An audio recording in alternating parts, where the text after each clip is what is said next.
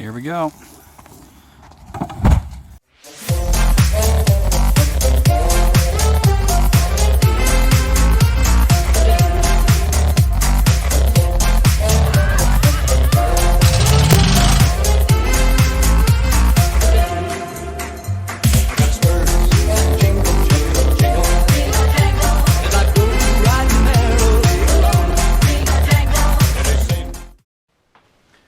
What's up, everybody? Welcome back to Big Boz Garage.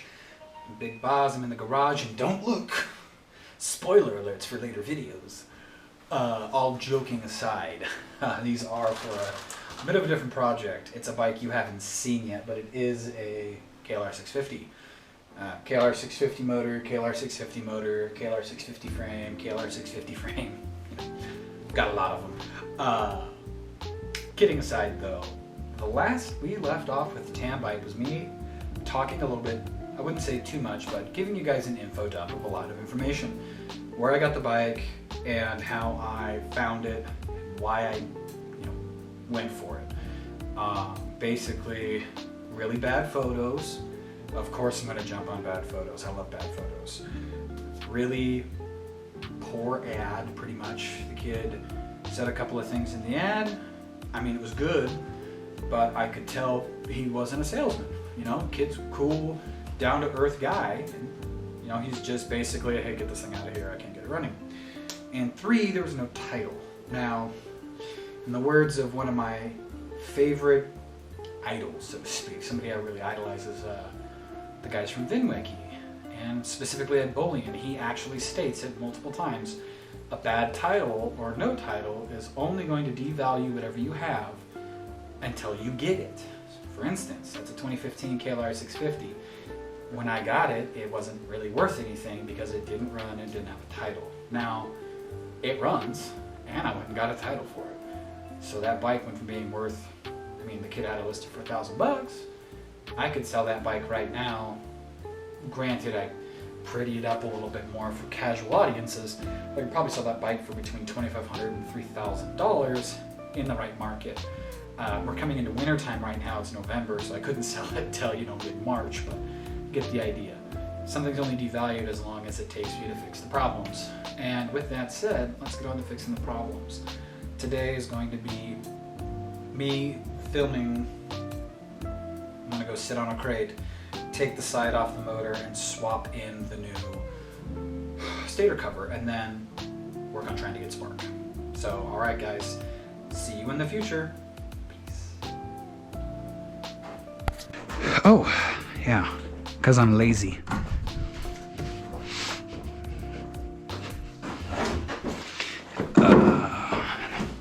When I set this whole thing up, guys, I didn't think about making sure I had light on this side. Now, start by disconnecting all of this, which can be a pain.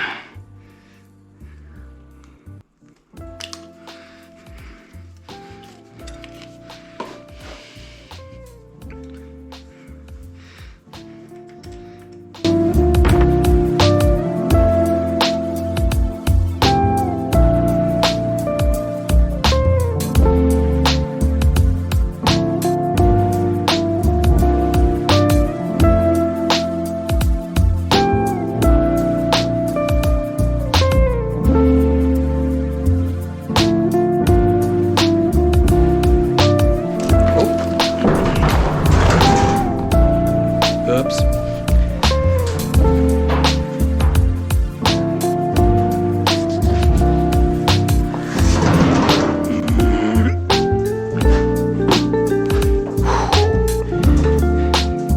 Heavy.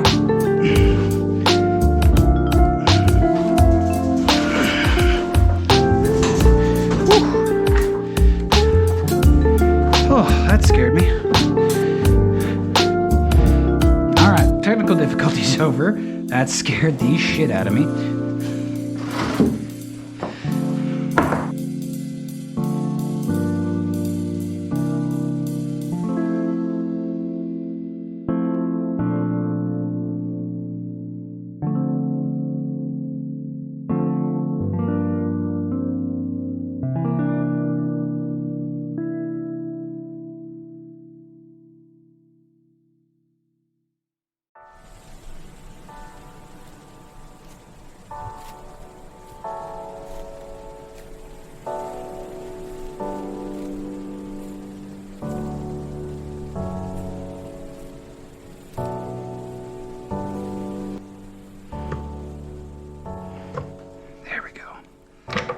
Oh, come on. Oh, they stayed on this time.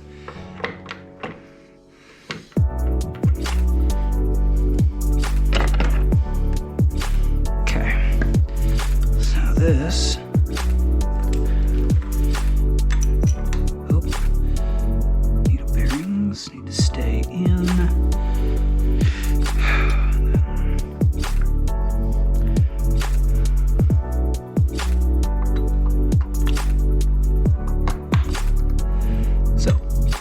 Big thing when you're doing this is making sure that everything stays nice and lined up. So these are the parts. One of these two has gone bad, and as you can see, this whole gasket just came right up. So nasty. This bike's had a pretty bad oil leak. It's leaked everywhere I've had it sitting. So that tells me there's an issue with it somewhere. But luckily for me, the rest of the bike looks okay. I'm gonna go try to find a razor blade. Might not need one. But I gotta see if I've got... Oh, wait a second. Ah, that tells the story. So, this stuff here. Somebody writes stuff to this thing on, plus the gasket, which is really dumb. So... they used a gasket maker, a gasket sealer. That's what all this is. So, nasty. But, it's good for us. It means that it wasn't too terribly bad. My guess is the kid tried to figure out what was wrong with this. Tried to figure out why the bike wasn't running. And then just gave up.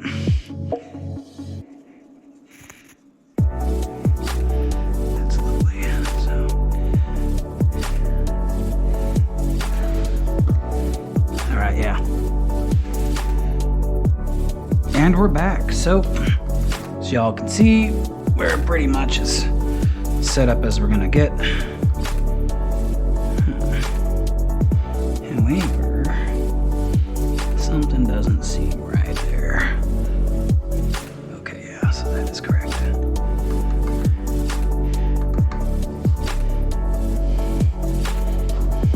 Just give this a quick little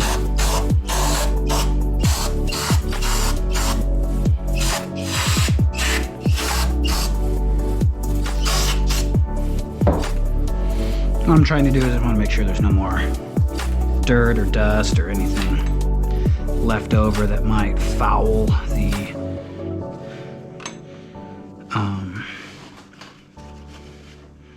stay on.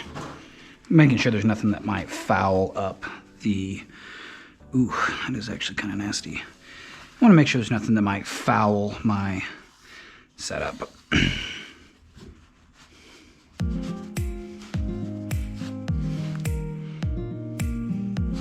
Okay, so I forgot I don't have a knife.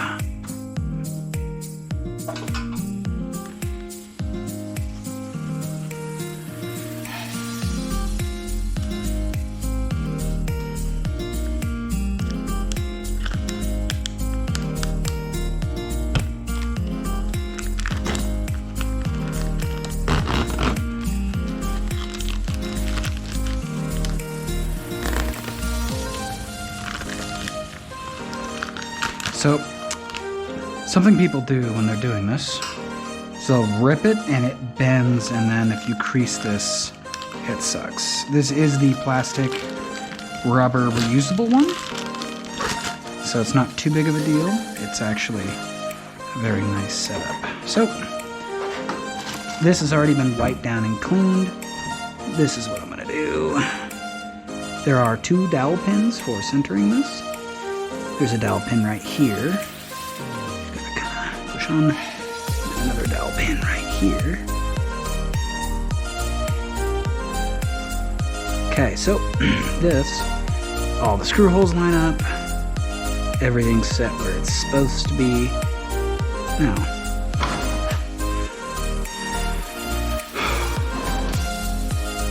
this stupid thing will stay in. What I'm gonna try to do is make sure that this goes on.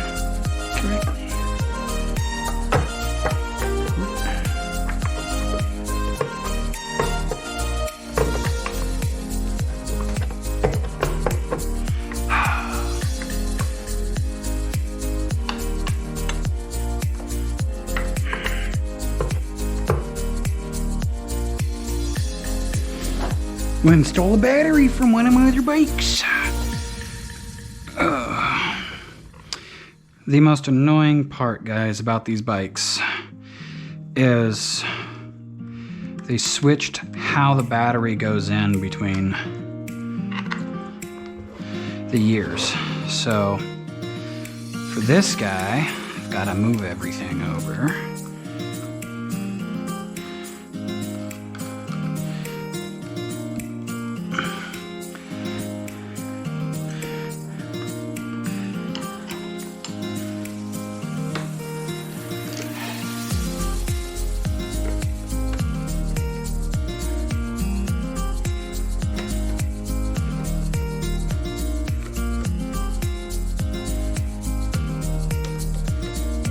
Okay, there's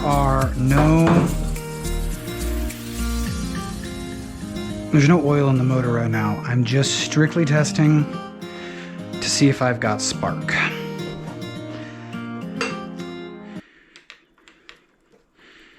So, without a key switch, it's my ignition.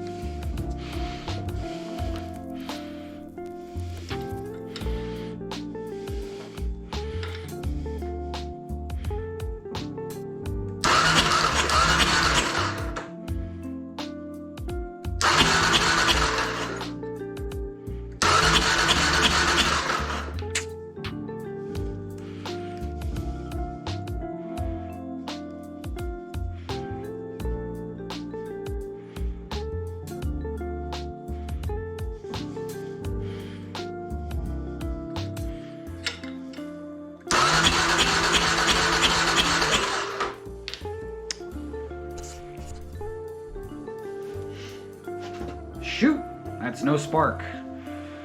It's not as bad as you'd think though. Now, I was starting to cuss, and well, I cut the video before you heard me cuss.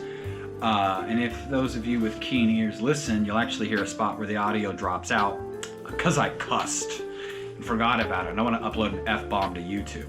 Now, I was pretty much on the all hope is lost train at this point because I had literally replaced almost everything to make spark on that stupid motorcycle.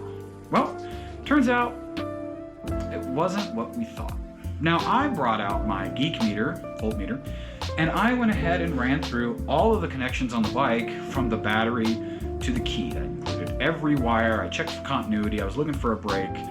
Did not find one. Called my brother out. I said, hey, we need to check, we needed to check a bunch of different connections. We needed to check the stator, the pickup coil. We needed to check the main coil that feeds the spark plug. We checked continuity on the where the key switch wires were. We checked everything, and everything came back positive. So something was wrong. I got so frustrated I took to Reddit of all places, and then I started going to forums. I basically posted, hey, this is what I got. This is what's going on. What's going on? And this guy goes, your key switch. You said it's Amazon special. I said, yeah, it's just this Amazon special key switch. And he goes, okay. He's like, cool. He's like, pop it open, take it apart. He's like, there should be a 10-cent resistor that you solder across the black wires, black and yellow and black and white. That's an anti-theft feature. If you don't have that on a Gen 2 bike doesn't run. None of the other wires are white and red. Now, I'm sitting here going, it can't be that easy. It really can't. So I call my brother and I go, hey, my hands are, so I started anti-rejection medication when I got my new kidney. My hands start to really shake. If I'm really concentrating, I try to hold soldering iron, but my hands shake. So I said, hey, can you come out and can you solder this for me? It's just gonna be a little bit too much for me right now. And he goes, deal. So he grabbed a 100 ohm resistor he had. It's like 100,000, something like that. Grabbed the resistor, soldered across the two wires, hooked everything up. Boom, fires right up.